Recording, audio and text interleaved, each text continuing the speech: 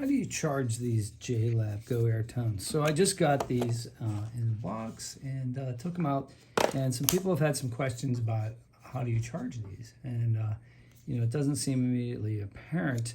There's no cord, there's no USB-C cable, but wait, there's this on the bottom.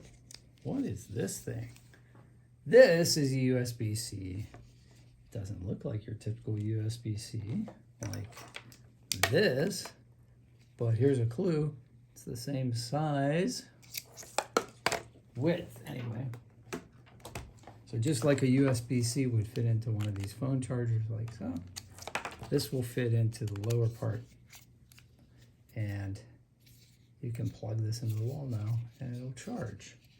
And if you don't have one of those handy for whatever reason, you can plug it into the side of a laptop the same way. Or you can plug it in the side of your Switch, PlayStation, gaming machine, anything that has your television, anything that has a USB port, this will fit. Okay, so I hope you guys have a great day. That's your JLab Go Air Tones how to charge video, and if this helped you, smash like. Thanks. If you have any questions, put them in the comments. I like to answer questions.